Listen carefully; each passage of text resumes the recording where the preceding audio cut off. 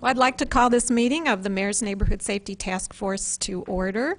I think instead of calling roll, we'll just go around and introduce ourselves and the organization that you represent. We'll start down here. Hi, I'm Esther Papp, and I'm here representing the Champaign-Urbana Tenant Union. Yeah, Norma Linton representing WUNA, And make sure you West speak into Urbana. the microphone. Okay. West Urbana Neighborhood Association. Sorry, I have a little bit of laryngitis. Okay. Kathy Wallig from the Southeast Urbana Neighborhood Association. Teresa Michelson from SUNA also.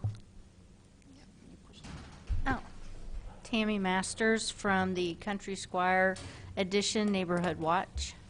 And I'm Diane Marlin, Mayor. Frankie Johnson from the Youth Council Committee.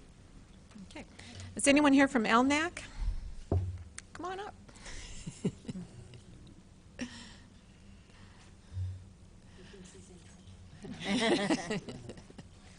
So much for sneaking in. You can't sneak in. You get to represent. Right there. This is Reverend Keith Harris from the Learman Neighborhood Action Committee. We have staff members here. Would you like to introduce yourselves in the audience? John Schneider, Community Development Director. Joel Sanders, Lieutenant with the Police Department. Carol Mitten, City Administrator. Brian Seraphin, Deputy Chief of Police. And then supporting staff over here are Kate Levy, who's the Administrative Assistant to our office, and then Scott Tess from Public Works. Next item of business is the approval of minutes from the previous meeting. Is there a motion for approval? I so just moved. found one, it's like a typo. Is Okay, that, let's move it and second it, Okay. and then you can, I'll- we'll ask for Right. corrections. Move approval. Okay. Moved by Esther. Did I hear, Kathy, did you second? Did I hear something? Nobody can, I Okay, second. all right. Okay, and Teresa, you had a correction? it's under discussion topics on that first page there, it's the very last line. Requested that the community continue to, the word be is observant, be is missing. Okay. To be observant to things happening in their neighborhoods. Right. Okay, any other corrections? Okay, all those in favor of approving the minutes, please say aye. Aye. All those opposed? Okay, they're approved. We are following the agendas for open meetings, which is why we have this set agenda here. So is there any input from members of the public? Okay. We don't have any presentations scheduled for tonight. So the discussion topics that we have on the agenda are mostly related to the management and maintenance of rental properties, and this is related to questions and suggestions that have come in from task force members over the past couple of weeks. So before we get into this, I want to point out what people have as handouts on, you should have handouts. One is entitled Procedural History of the City of Urbana versus Platinum Group Properties. This is a pretty detailed outline of the experience of the city with this particular company. There's a very detailed overview of the Aggravated Public Nuisance Ordinance, and we'll discuss each of these as we go through the meeting, but this is just background information for you. There's a sheet that has a map with red outline on it. That is detailing ownership, the current ownership of specific rental properties in the Silver Water area. And then the fourth sheet is the process for legal review of failure to comply tickets. In other words, how a failure to comply case works its way through the court if it gets that far. So there should be 4 different pieces of background information for you.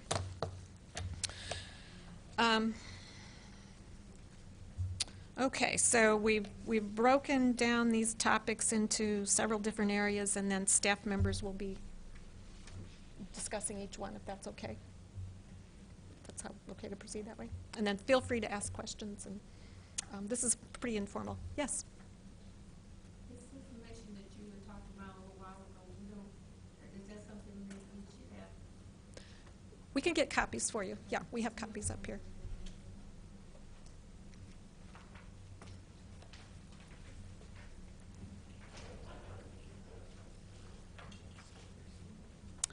And Clyde Walker joined us from LNAC. Hi, Clyde. And Megan McGinty is joining us from, come on up.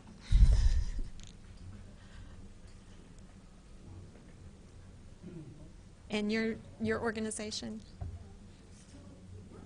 Okay. To be formed. Northwest Urbana. Okay. Okay, one of the questions that people had were the changes in ownerships in key properties in the Silverwater area, as well as an update on the Town and Aspen Court, and then we wanted to give you a little bit of an update on what's happening at Town and Country Apartments, which hasn't been on the radar in the past, but it is now. Yeah, and so that would be John and Joel. So John Schneider from Community Development and Joel Sanders from the Police Department.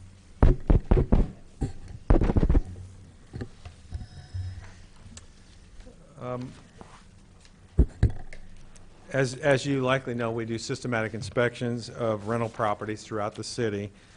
Our staff just recently completed the first, I think the last few zones. The program started in 2007, and we just completed the last few zones, and now we're starting in our second round. We had anticipated, our goal was to have it done in 5 years, but because of staff changes, there were complications associated with people who were like single, one-off owners. When you work with the property owners regularly, they understand what to expect, so it took a little bit more staff time to get that accomplished. But Town and Country Apartments, the systematic inspection of all the units was completed and cleared on May 24th. So we started our process. There's a number of buildings out there. We started our process in December and cited all the code violations and got those all cleared by May 24th.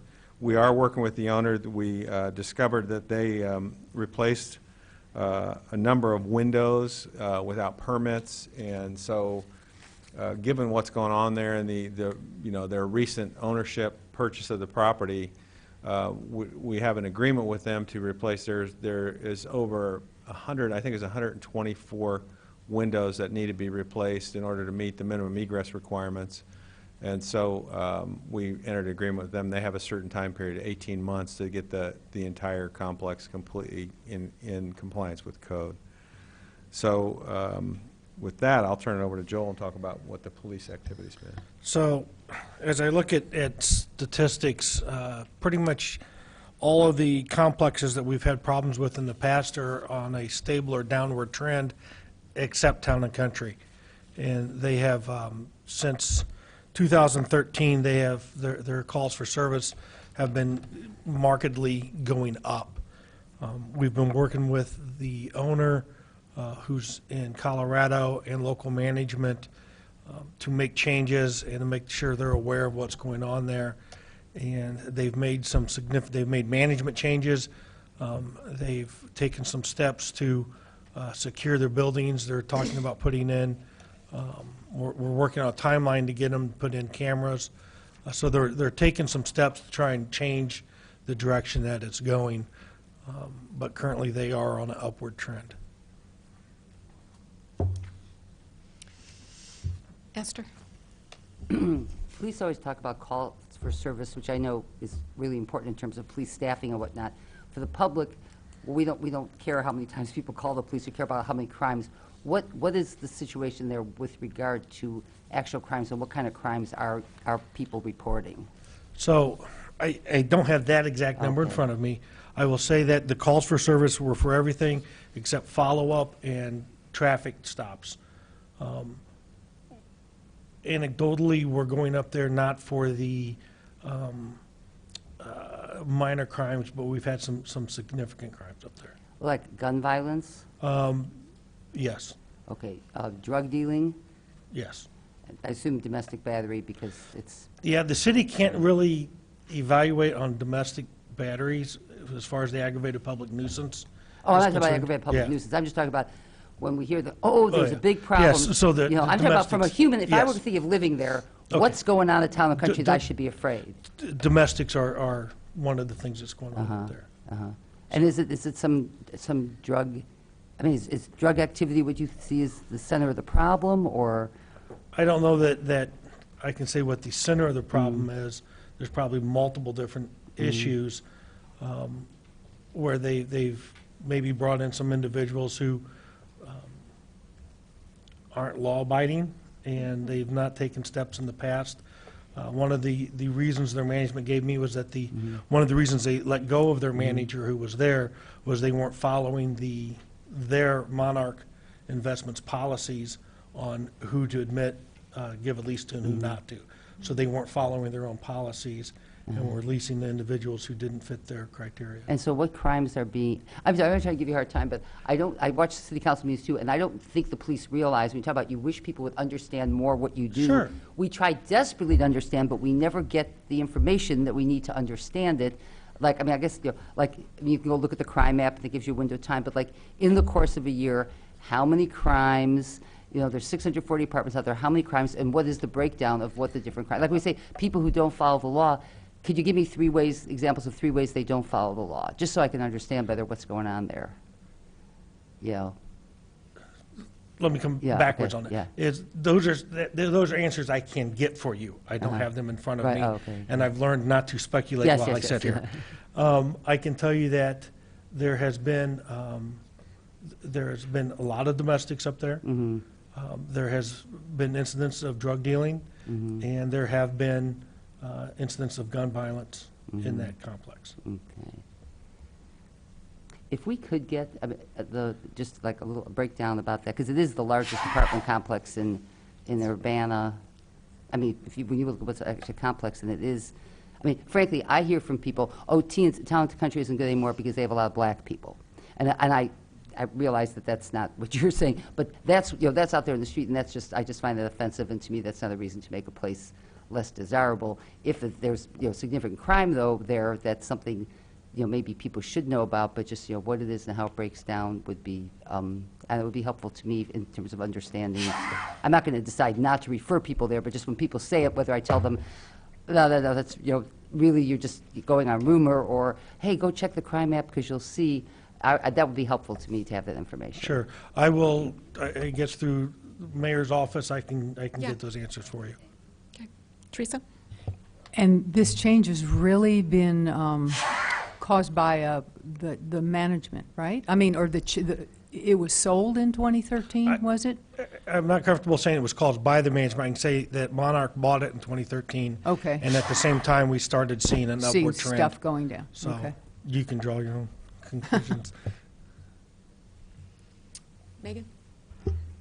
I am drawing a blank on exactly where Town and Country is. It's one of those, I have a vague idea. Could you? Sure. Go up just- Cunningham. And how many units it is? Go up to Cunningham and go back east on Kerr, or go past the old El Toro is Oakland, and go back east there. It sits back up by Northgate to the north, where the old Kroger, what's the word?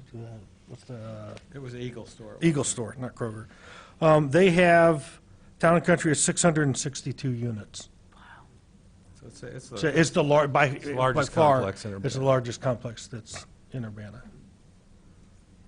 Esther, real fast, to speak to one of yours, I don't know if you have this with you, I know that calls for service aren't maybe the ultimate scientific stat, but I will show out. that Hey, it- Bryant, can you Wanna speak step into on the here, sir? microphone? Oh, there's a microphone. Hope they can hear me. Hello, huh? Better? Is this? Town and Country has 662 units. In 2013, they had 178 calls for service at that particular property.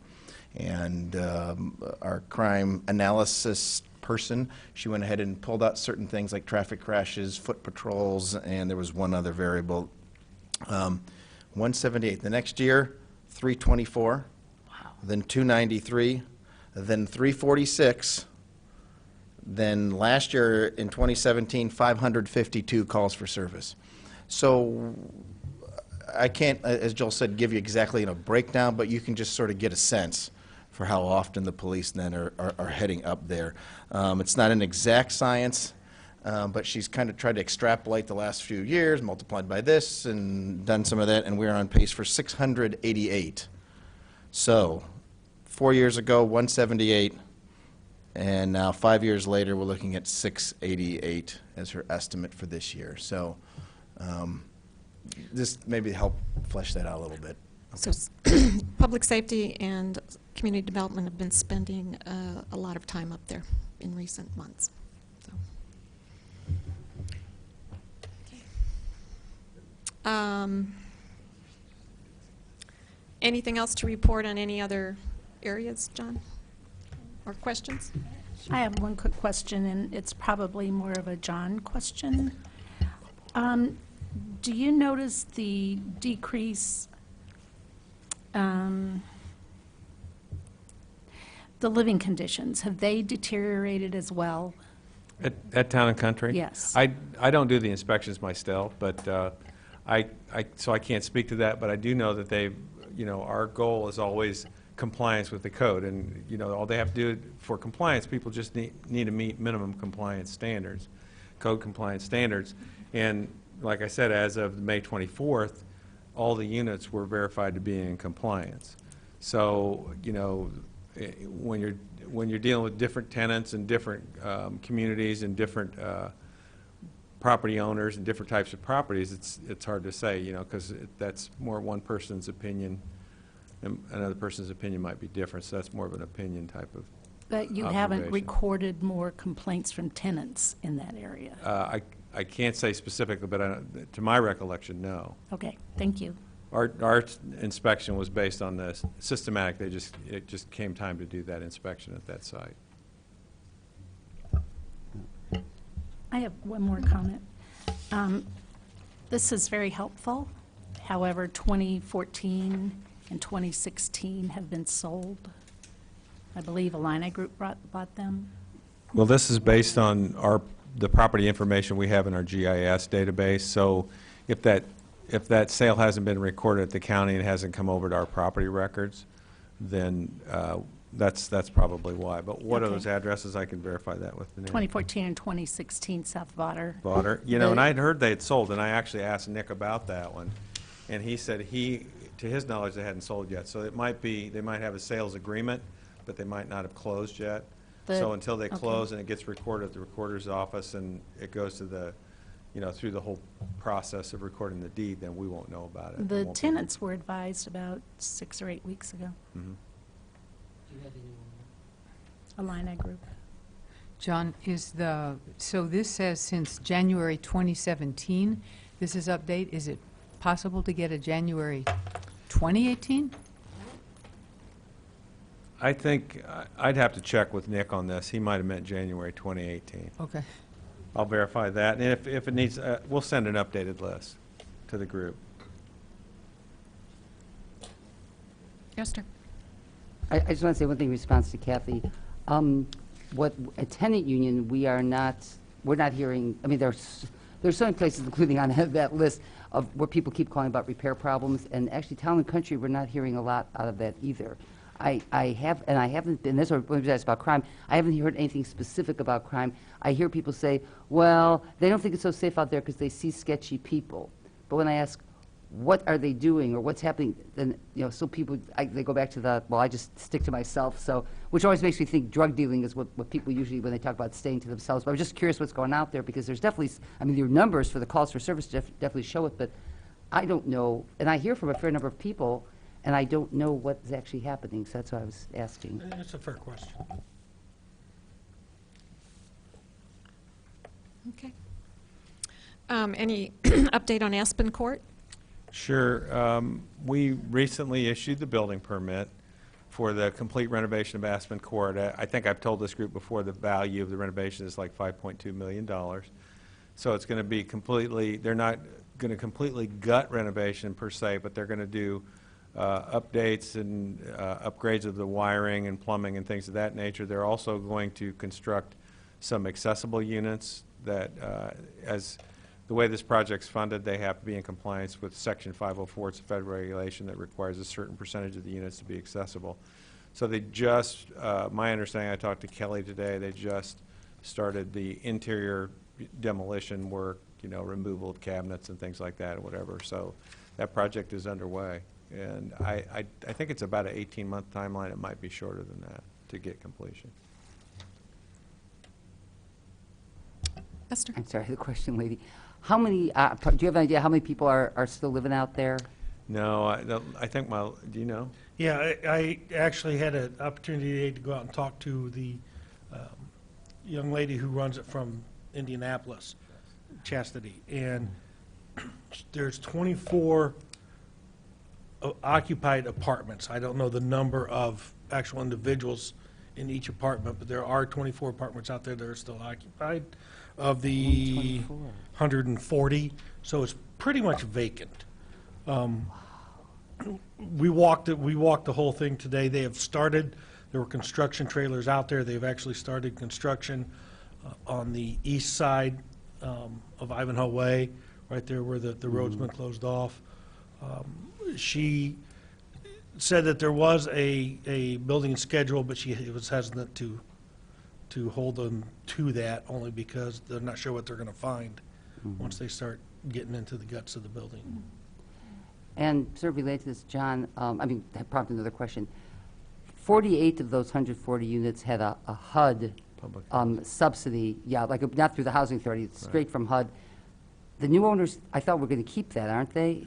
I believe they are. I think that what they're going to do, my understanding of what they're going to do is they're going to work with the 24 people that are remaining. When they get new units, when they get the units rehabbed and occupiable, they're going to move those people into those units and then begin to fill them up after that. Okay. So my understanding is, I can't remember the section, it's 202. 202, I think it 202, was, yeah. My understanding is that through whatever process, through attrition or whatever, that now I believe they've still maintained those 48 units, so. Yeah, I'm just surprised that there aren't 48 people left, that Yeah. someone gave those up, but I guess if they did, they did, yeah. Any other questions on this? Okay. We had questions come up about the Platinum Group property fine, the schedule for payment of that, consequences if it's not paid, and a question about why was one apartment at 1401 Silver allowed to be reoccupied. So you do have the 3-page brief from Michelle, which outlines the history of it, but bottom line, in November of 2017, November 2nd, the court fined Platinum Group $45,000 for violations, and he was given 1 year to pay the fine. And then, John, do you want to add anything? I to can that? just add, the question specifically was why were they allowed to rent those units? And the property is allowed to be registered. The code says that if a property owner, if there are no outstanding fees or sums owed to the city, and I'm paraphrasing that, the very last paragraph, Michelle described, kind of gives a description, but technically until those fees are outstanding, we can't not register their property. So until November 2nd, as long as they're paid by November 2nd, they would no longer be outstanding. But as of the, November 2nd, if they're not paid on November 3rd, they would be outstanding, and things would change at that point. Okay. You have a question? I think what I really need is an attorney to answer this question, because I don't understand why a judge is allowed to violate our ordinance that says he has to be paid and up to date. So why does a judge get to sit on Main Street and tell us, or tell Mr. Zaruki he can violate our ordinance? Yeah, I don't think the judge told him he could violate the ordinance. The judgment was made. It went through the appeals process. The appeals court sent it back to the local court. The local court basically changed the fine at the advice and the behest of the appeals court, and set the fine at what it is now.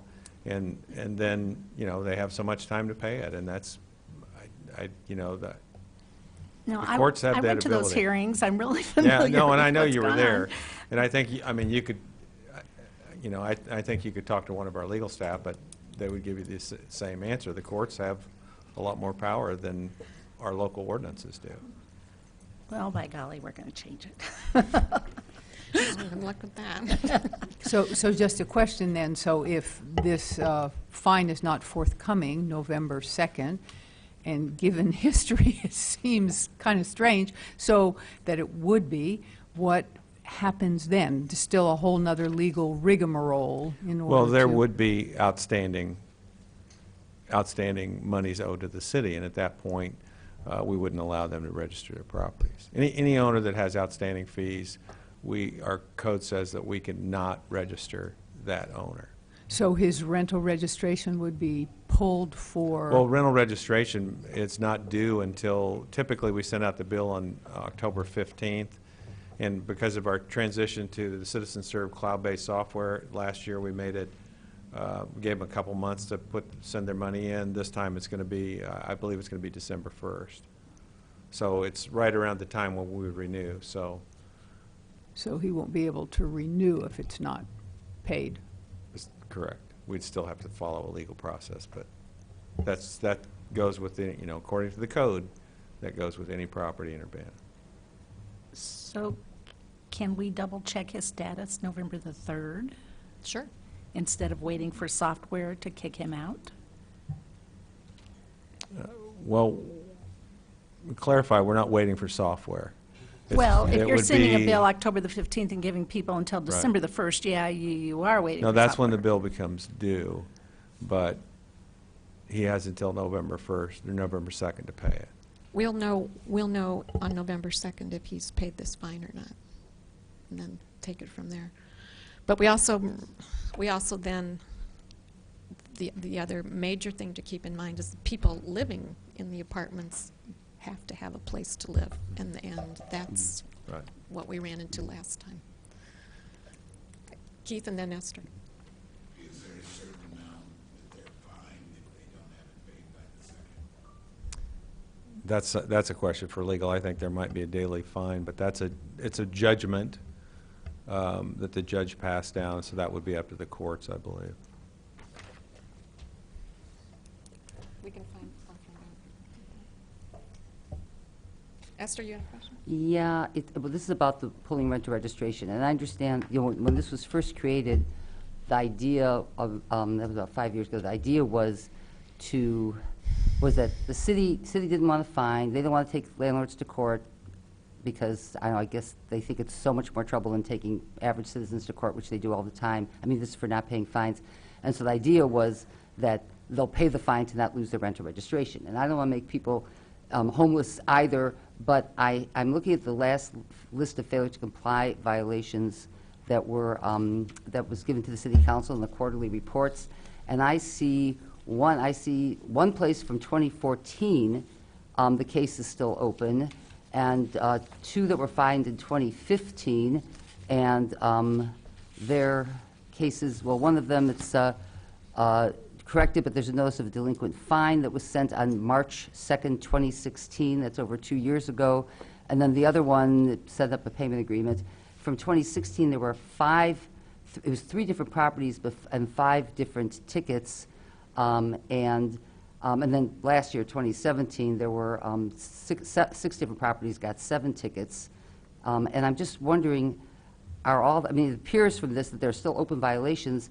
There's the other side of it, like you want to make people homeless, but is someone who filed a complaint with the city for an inspection back in 2016 still living with the code violations and the landlord is still not being prosecuted by the city? Or are all of these cases in court? Or I'm just curious,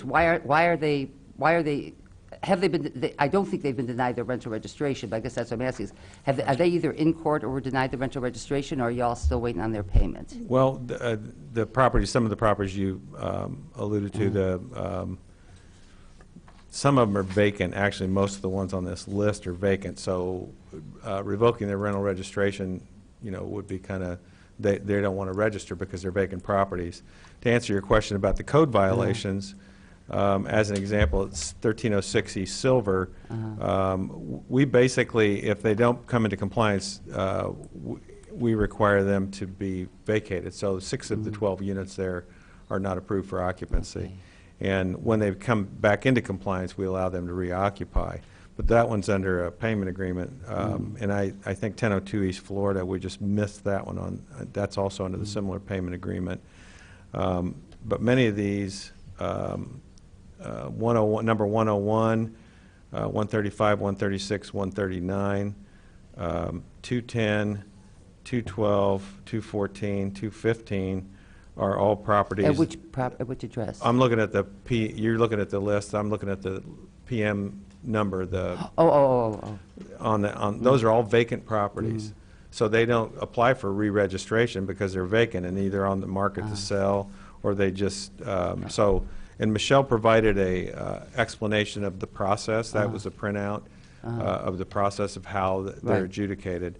And we follow the code. Our staff goes out, does an inspection, and if they don't bring, we have those three different levels for failure to comply, and if they don't bring it into compliance in the time period, and it says that there's part of the code that says that the code official is allowed to extend time for due cause. As an example, if a tenant won't let the property owner in, and I mean, you have this experience, and we talked to Mick a lot about this. And we appreciate, we have a great working relationship with Mick. He's very helpful in explaining, because sometimes the tenants come to us and they don't understand, they go to Mick, and, and he's able to get them to understand. So that helps out a lot. So with the ones with ongoing code violations, we make sure that those are mitigated, or we won't allow them to remain occupied. So, well, actually, I went by a couple of these properties, and they kind of looked occupied. That's what prompted me to do this. But to the best of your knowledge, then you would say, for example, the house at 1007 East Washington is not occupied. Correct. And you won't let it be occupied. Correct. And the same thing with 1002 Florida. 401 Michigan? 401 Michigan. Yeah, there's a house on the south side of the street opposite because that was from 2017, but those fines were due a little over a year ago, and it says it's open. And then I was surprised to see I'm not sure several what list you're looking at. I don't I'm have looking a at the failure to comply violations list that was passed out, that was part of the city council packet August in May. 20th? The date didn't print out on this, but I Okay, think. so the most recent one, there's no 401 Michigan on there. Okay, that's, all right, so that's good to me. How about And the actually, Crystal Lake? I can tell you about 401 Yeah. Michigan. That was a property that had gone into foreclosure. We actually made the lady move out of that house. She was owner occupied. It went into foreclosure. It was foreclosed on by the bank. The bank sold it, and the guy that purchased it, bought it, is rehabbing it. It's actually, I think it's almost complete, and I think that's why that was removed from there.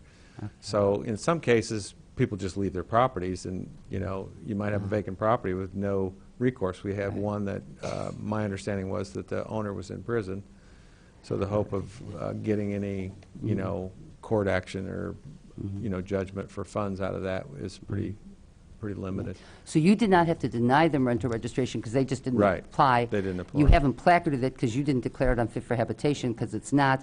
But if a tenant were to move into one of these such properties and then report to the city that it was rented when it hasn't been registered, then you would do something about the owner having rented it without having registration. Well, what we do in situations like this where we have an outstanding ticket, when a property becomes vacated, our staff goes out and puts a not approved for occupancy sticker right on the front door.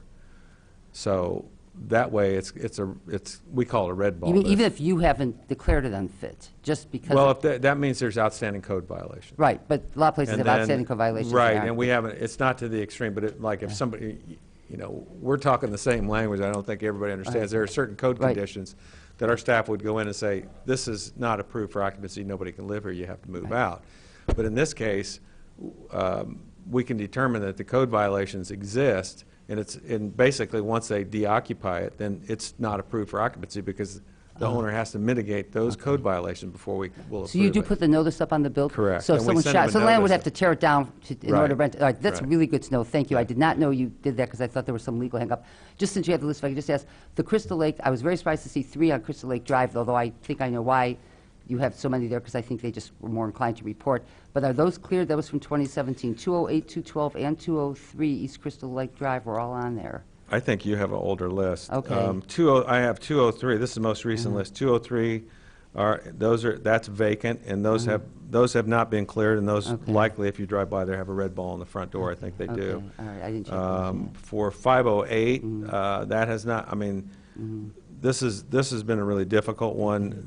It's noticed over there, it says corrected, so they had a delinquent fine, but we have ongoing I think you're familiar with that address. We have ongoing issues with that. Now there's one unit in there that has a not approved for occupancy on it. And then if you look down at the bottom, actually more recently, we have several properties that have, they pay within the time, they pay their fine, so. Okay, and one I last think- I question. think you recognize 707 that property. Illinois, because that's in my neighborhood, that's what I'm asking. That's, and that one, that was, the fine was in January, and I wouldn't be surprised because of the location if it turned over, but I'm just wondering if there are new people moving in. 707 West Illinois, actually, I think they're in the process of working on that. I could find out about that. But at 707 West Illinois, the owners recently sold it. They had hired a property management company that they had several properties, and they really didn't do according to the owner, a really good job of managing, and it ended up costing them money. They weren't taking care of the property. They didn't even know these tickets exist. Well, on that one, my understanding was that we've contacted the new owner, and they said that the payment was included in the escrow. We just hadn't received the check from the bank yet, so we're in that process. So again, it's one of those closing issues. Thank you. My biggest concern is people living with code violations. Yeah, no. And the system doesn't always work for them because you can't make the landlord do it.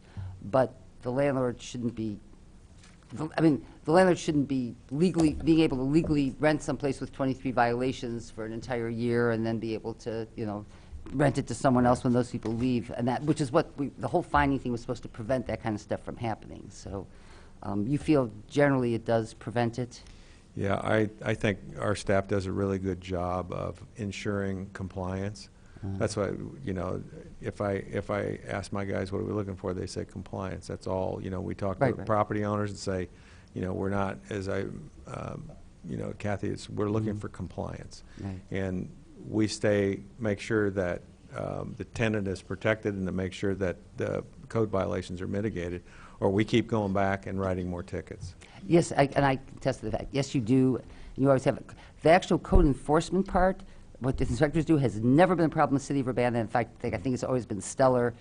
It's with the landlords who fight, and then whether it's supposed to go to legal or that's where things sometimes disintegrate. In the meantime, there's still people involved in it.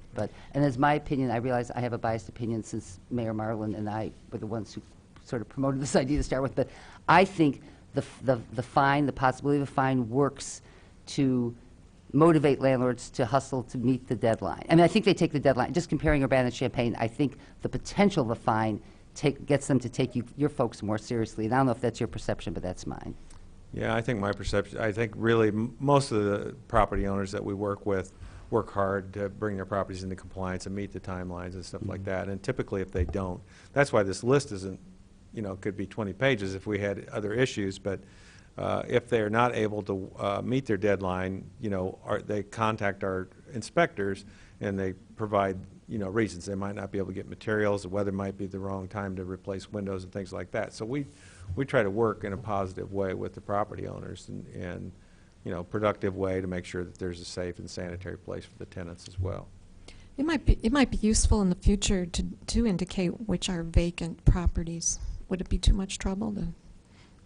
We can add another column? We can add another column.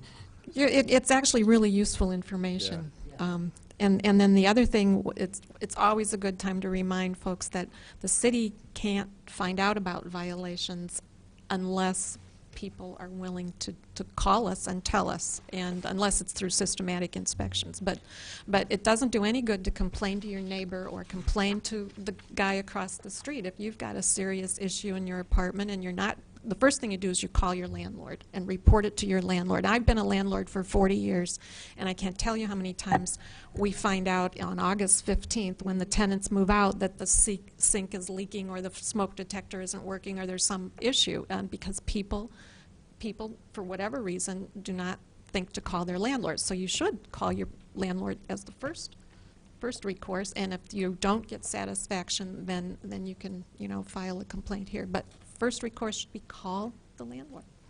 Most people want to keep their properties in decent condition and prevent problems from getting worse. Yeah. One point to that. Unless the landlord happens to be some of our more recalcitrant. Exactly. Yeah. Right, tenants, we talk about protecting tenants, they're afraid. Yes. They're very much afraid.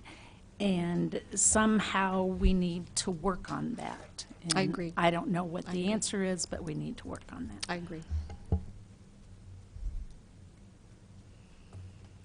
Any other comments or questions on this topic? Thanks, John. This Thank you. was very clear. If you don't mind, to the last point you made, we do get tenants to call, and after they put up with something for a very long time, and so what we tried hard to do is get out, if you have ideas on how we can get the information out for the number for people to call, 384-2443, and we will process that complaint. That's the phone number, Building Safety.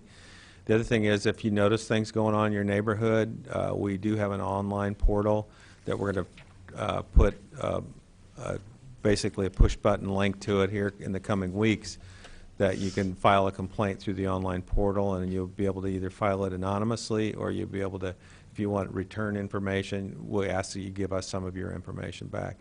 So that helps us, especially if you see a vacant house. And a lot of times if you see a vacant house in your neighborhood, we'd like for you to call us and let us know that it's vacant if it doesn't have a for sale sign on it, because the longer they sit, the more difficult it is to get you know, an owner motivated in doing something with it. So the more information we have from the public, you know, that helps us out. And one thing that's been going on the last couple of years is Lieutenant Sanders has been meeting with the property owners in the Silver Water area on a regular basis, and that's actually helped a lot in, number one, getting landlords together, the property owners together in one room, and just to know each other and keep an eye on things. Yeah. What's that phone number again? 217-384-2443.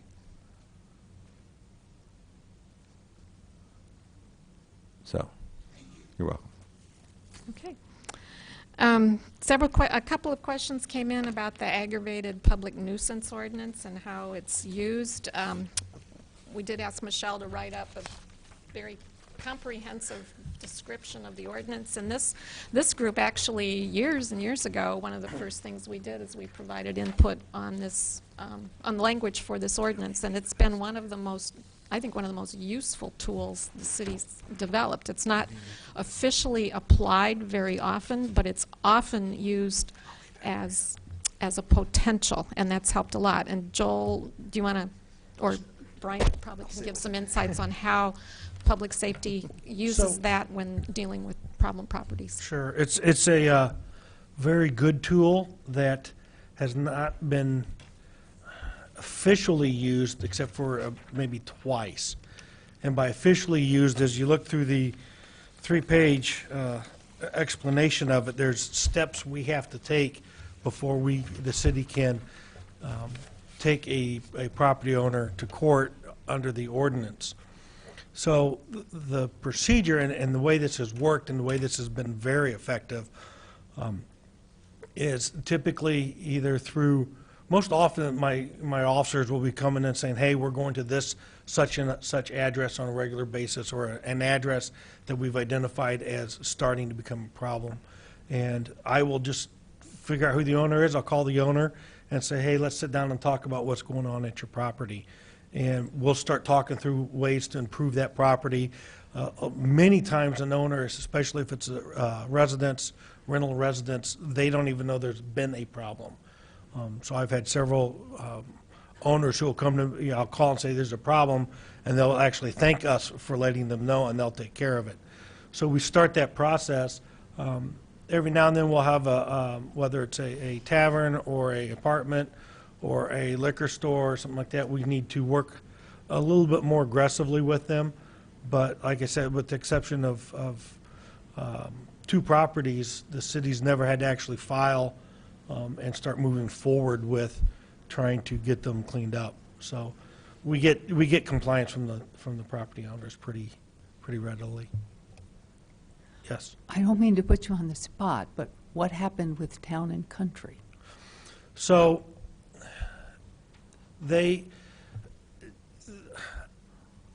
once we identified that it was a problem, we started talking to them. And again, once we start talking, the ordinance gives them the ability to take reasonable steps to improve. So if I go to a property manager or property owner and say, we've identified this problem, and the owner or manager says, I've taken X step, I've got to give the time for that step to either show improvement or not show improvement. So it takes a while. And so we started talking to them. They agreed to take some steps and do some things. So we continued to monitor it. When it wasn't improving, we went back, and at this point, two managers, representatives from the company, actually flew in from Colorado to talk to us. We then got assurance from them that things would improve, and they gave us a list of steps they would take. When it still didn't improve, we then said, we're going to ramp this up. At that point, they fired the manager, brought in new management. So now they've taken another reasonable step to get it to improve. So we had to, again, just continue. If we'd taken them in front of a judge, the judge would say they're taking steps. So we've got them to agree to secure the buildings. We've got them to agree to put in cameras and take some other steps. And all we can do is continue to monitor it before we can actually use the aggravated public nuisance against them. Megan? And what kind of timeline would that be? When was the new management hired? And what kind of timeline do they have to complete these? I can't give you a date off the top of my head. It was recently. I can tell you that I am in continued contact with the management in Colorado. I'm dealing directly with them. And at the end of this month, I'm going to run stats again to see where they're at and see if they've leveled off or if they started to come down. They could start to come down, and it'll take them a while to get to an acceptable level.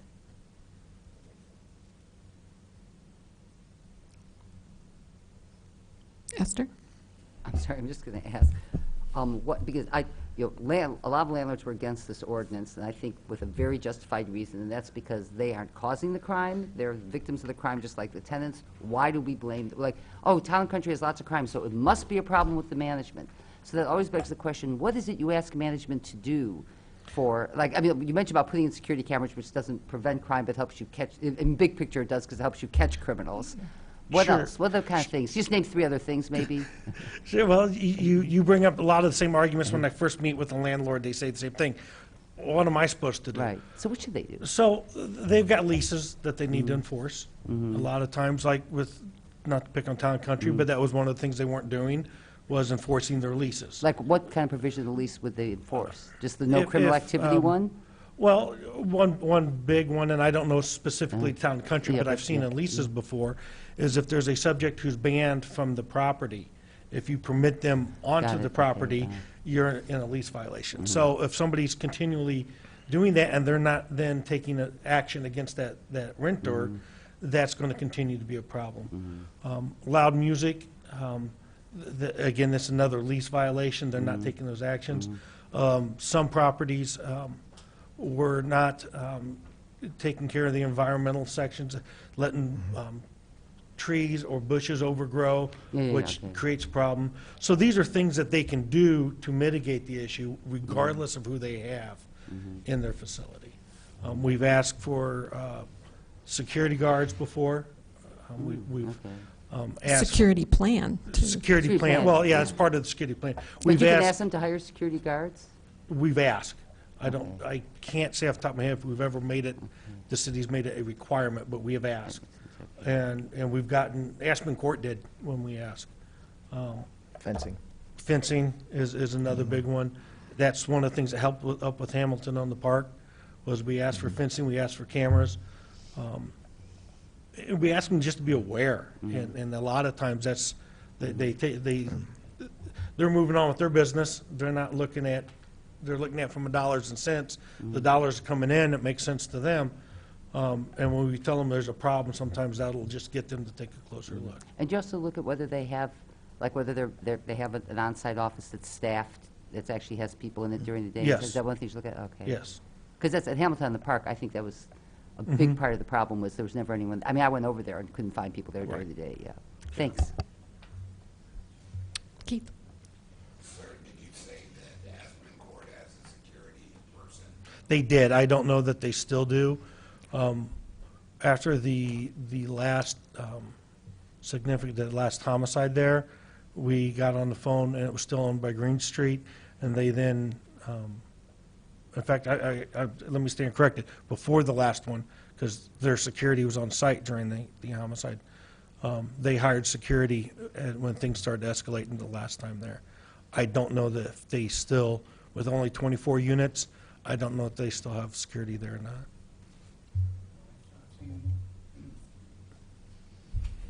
I've seen someone come through there at least within a period of 3 weeks ago or something like that. So Okay. it's at least been at least They 3 may, weeks. yeah, they may still have it. But I think one of the things very interesting when it comes to this ordinance is the fact that once shown, once discussions are had, I've been surprised at the number of situations that do resolve prior to actually filing things and making a legal process out of it. I know that Lieutenant Bob Fitzgerald dealt many times with this issue before Joel inherited it and had a fairly decent batting average with regards to this is once we started bringing people on board and trying to gain that voluntary compliance. Not every time, but there are times when it, more often than not, it has worked. Any other questions, comments? I would just like to point out, we're talking big complexes here, but I know I had a problem property next door to my house. It was a duplex. And Lieutenant Fitzgerald was very effective in taking care of the prostitution, the drug dealing, and Lord knows what else was going on there. But we seem to be super rich in duplexes in this city. And, well, yeah, Southeast Urbana seems to have their fair share. So these are problems that are not just limited to the Aspen courts, the town and countries, which I know are prevalent, but they can happen anywhere. My back pocket math real quick as I put this together is I could identify 38, since 2010, 38 different properties that we've addressed. Again, keep in mind, there's only been 2 that the city's taken any official action on. 10 to maybe 13 of those were private residents. Not wasn't owner occupied, but it was rental property. So yes, you're right. It's not just the town and countries and the Aspen courts. It's every neighborhood. Almost Yes. 2/3 of the households are rental in Urbana. Yeah. So it's every single neighborhood. So when people ask why does Urbana focus on this, it's because it's so much of our community. And it affects quality of life for tenants and for property owners in every block in this town. So, Clyde. How much does toxic mold come up as an issue as far as complaints? That would have been for John. I'm sorry. That would be a John question. The reason I ask is because I had someone show me when they had a leak that they complained about. The leak got taken care of, but as far as they knew, the leak had been going on unobserved for a while and may have seeped onto the floor and into some of the tiles and might, I don't know if that would cause toxic mold or not. Well, I could say that we require people to, make repairs if there's damage caused by water and things like that. We do not have the technical expertise to test. We don't have the lab access or any of that kind of stuff. We don't have the staff expertise to test for mold. What we do is, if there's a leak in a wall or something like that, we require them to open it up, make sure that it's properly sealed, dried out and properly sealed, and then repaired from that point. So that's what we can do. A lot of times people, because of public information, a lot of times people think mildew might be toxic mold or whatever, but we don't have the expertise to identify that. Well, when you brought up leaks in the walls sort of answered another question that I had, but it wasn't on my mind at the time, so thanks. Well, Esther? I was going to say, thank you, thank you, thank you, when I heard the words "open the wall," because there are many people in your position in other places who won't do that. And what landlords do, I don't think I'm giving away any secret, but bad landlords do is they just paint over the mold. Or they wipe it off with bleach, but then they paint over. And the mold is still there because mold has roots, and it's going to just come back. And I do tell tenants, we always say report these to the landlord, but if they told the landlord about the problem and they painted over mold, I always tell them call your office before they call the landlord again so that one of you guys will see it, but then if the landlord paints over, I mean, if you can see it, I hope that you tell them they have to open the wall. It sounds like that's what you do. Well, yeah, and I think, if it looks like it's gone into the wall from the inspector's perspective, the other part of that is, for tenants, if they've contacted the landlord, I always say that we're taking selfies and pictures of everything with our cell phones, and my bet is they can just take a picture of it. I mean, we can't identify mold, anyway, but at least if we can see a picture of what's going on at the time, that helps us out a lot. But not to create any confusion, you cannot cite a violation based on their picture. Right, but right, that but just the gives picture will us inform evidence you. of the Right, process, yes, yeah. that this is what they did, so that, Yeah. and we always tell them, if this happens again and you don't get a response, let us know, Yeah. we'll get right in there. and take Thank care you. of it. Well, we're officially scheduled to go till 6:30, but I did want to, one last chance for questions or comments, and we'll follow up on some of the questions that were raised tonight and send out the information that you were requesting. We did have an announcement. Chief Sylvia Morgan, you probably have heard, is going to be retired August 31st. She's been on Urbana Police Department for 25 years. Yes. That's right. Right.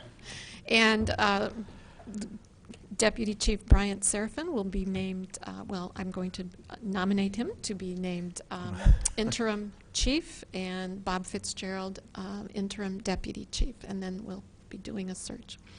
We'll also be doing a search for a new public works director this fall, and we're very close to naming our new fire chief. So we have 3 major chiefs, department heads retiring this year. It would be a big change in the city. Any quick reports from the neighborhood groups that we should be aware of? We'll just start down there. Megan. Hi, John. Sorry, you just switched chairs. 11:13, 11:15. I'm so sorry, guys. 11:13, 11:15. I've just given up on 11:15. But 11:13, my only concern is that there are groups of kids that, they hang out with their buddies, they cut through there, and I think the kids might be getting in that property, so I'm a little worried about their safety. So for the record, you're talking about 1113, 1115 West Hill. Yeah, sorry. Okay. She said. We'll check it out. If it's a vacant property, 1113, then we'll put a plaque, we'll notify the owner to register, and if they don't register, we'll give them a ticket, we'll go out and put a not approved for occupancy on Okay, that. because it's been unoccupied for at least a year and a half. Okay. And, and they're starting to tear down the houses on Lincoln. And Hill. 1115 is owned by Gene Mannon, as you know, but it took us a while to get compliance across the street, but it's happening. They're pouring the concrete right So, now for yeah. a new Habitat house right there. Yeah, so that's awesome. Yeah. It's good to see. Thank you. Thank you. Clyde? Ask John a question about the Illinois water site down there. What are they doing with those houses that they have blocked up? Well, every house that's inside the fence, they have a permit for demolition. They're going to demolish those homes, and then they're going to build, I think we've talked about this at our regular meeting, then they're going to build, I believe it's 168 townhouse units. They're all going to be rental property. They're going to improve that site, and that's what's going to go in there.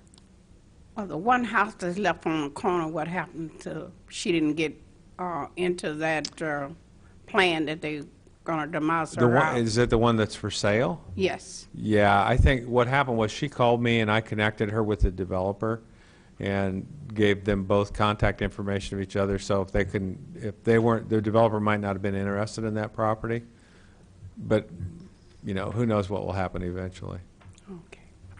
Do you have a question, Keith? From the Elnack neighborhood, I'll share the not as good first and then the good. Residents still report not feeling as safe as they would like, and with the gates perpetually open, anyone can drive in there that wants to, and so a lot of the problems are not necessarily caused by the residents there, but by people that come to visit those residents.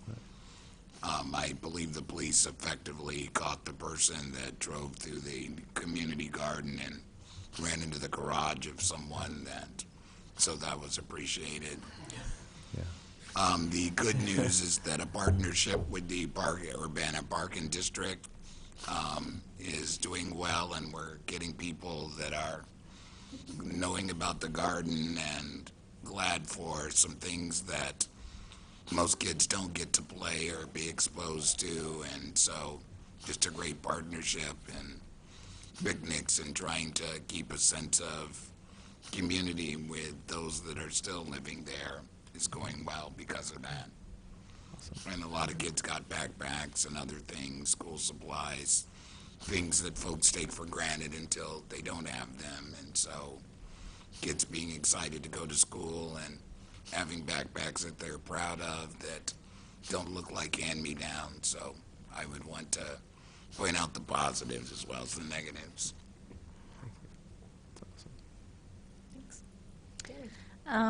So with the Country Squire Edition Neighborhood Watch, we have block captains, and they have different people in their vicinity that they reach out to. If I don't have their email, we have phone numbers for a few people.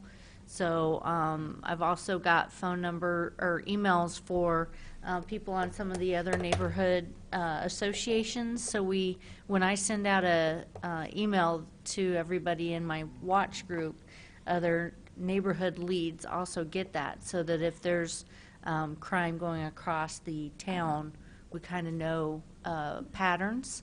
So I think that's really beneficial. We do communicate with some of the information that I get. I've had people in the watch contact me when they've heard about something.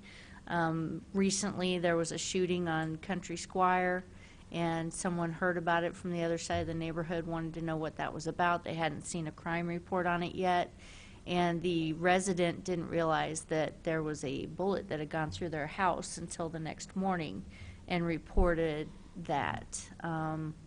So I don't know if the perpetuator was caught or not, but I think they were. So the email thing has been really good. I also am on the Nextdoor app. So when I see things pop up on that, I let the Neighborhood Watch know about that way. Also with Facebook. So I'm using social media to integrate with emailing people on the watch to let them know not only about crime, but about things happening in Urbana that I think they'd be interested in too. So.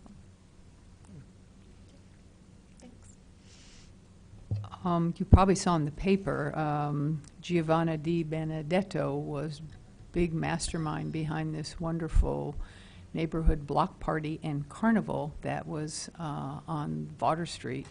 So that was a big, big plus. And I think it was really quite lovely that our state senator, Scott Bennett, he must have someone who clips a clipping service, because they clipped this out of the News Gazette and laminated and sent it to her. So she really needs all the, congratulations. They're well in order. It was a big success.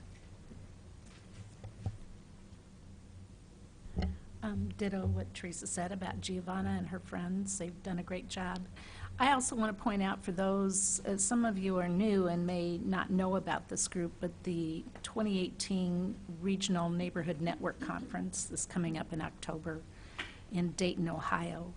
And if you're interested in neighborhood activism, it's a wonderful thing to attend. So I did bring some information. I can show you where to find it online. Thanks. And I'll just say Champaign will pay, well, they did last year. They paid our registration and provided bus service over to, we went to Indiana somewhere. So Evansville. Yeah, Evansville. Yeah, two people would like an update on the rabbit fever issue. Do you know what rabbit? Tularemia? Yeah, that was, I guess, a lot in southwest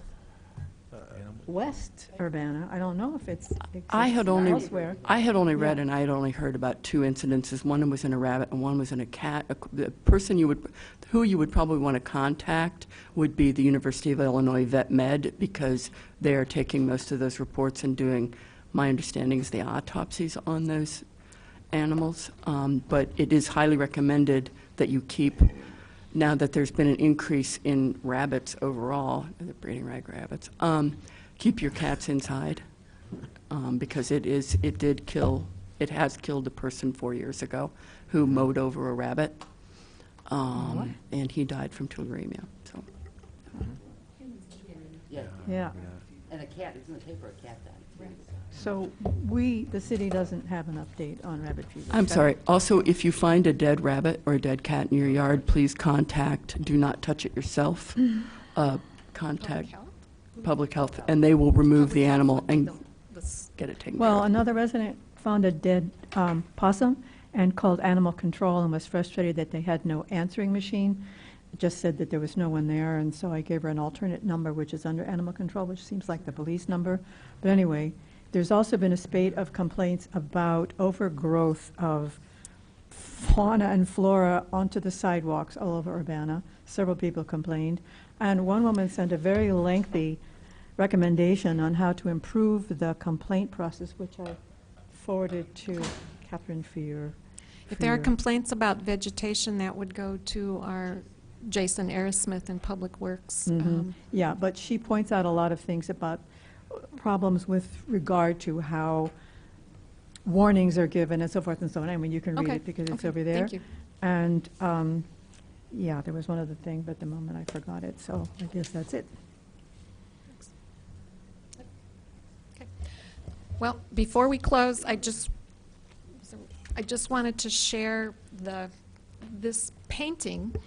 This was presented to me at the Vaughan Street Carnival. It was done by Amy Stevens of Champaign, but I accepted on behalf of the city. It's going to hang in the mayor's office. And she painted this to represent strength of the community. And it was just a beautiful painting. She also wrote a community blessing, and I'll send it out to all of you because I think it was just beautiful. And, well, do you mind if I read it? All right, and then we'll close out that way.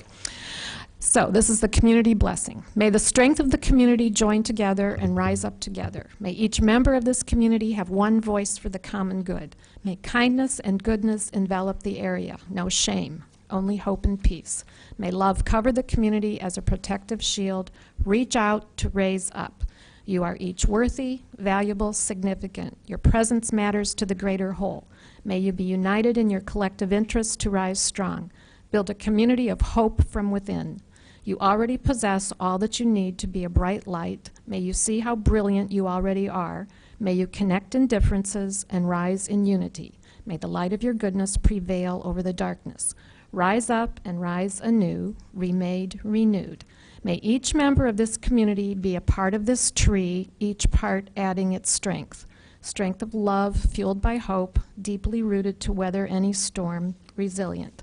Offering the shaded relief from the brutal heat of life's trials. Despite all you may face, may you face it together. May you rise strong.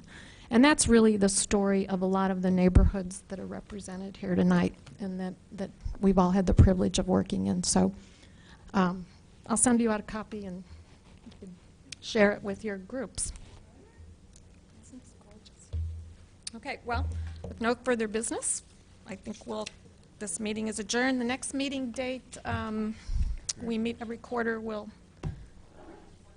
November 28th. Okay.